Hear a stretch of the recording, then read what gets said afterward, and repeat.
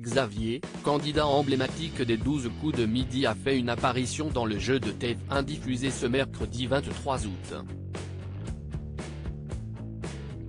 Une jolie surprise pour les fidèles de l'émission de Jean-Luc Reichmann. L'histoire entre les 12 coups de midi et ses champions continue au-delà de leur élimination. Très apprécié des téléspectateurs, Xavier a cumulé 75 victoires et plus de 300 000 € de gains en 2013 avant de devoir abandonner son titre en plein parcours. Depuis, l'ingénieur de 33 ans revient régulièrement dans l'émission présentée par Jean-Luc Reichmann à l'occasion des combats des maîtres. Il avait d'ailleurs remporté l'édition 2023 pour la 6e fois consécutive. Les 12 coups de midi, pour moi, si est plus qu'une émission, ça fait partie de ma vie. Si est même un tiers de ma vie. Si est une aventure humaine, on a créé des liens avec les gens de la production et de certains candidats, avait-il confié à Télé Loisirs à l'occasion des 10 ans de sa participation. Ce garçon t'a regardé il y a 10 ans à la télé.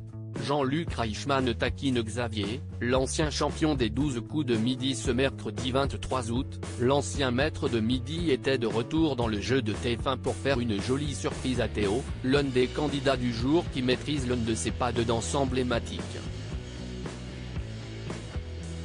Vous vous rappelez de la danse de la tondeuse de Xavier et Laura ? Lance Jean-Luc Reichmann au jeune homme de 23 ans qui répond par l'affirmative.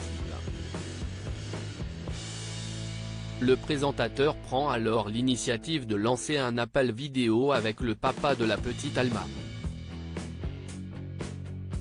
Il est là, s'exclame l'acteur de Léo Mattei avec enthousiasme avant de prendre de ses nouvelles.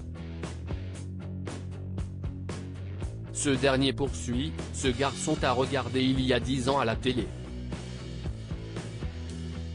Le passionné de voyage réagit alors avec humour, ça met un petit coup de vieux.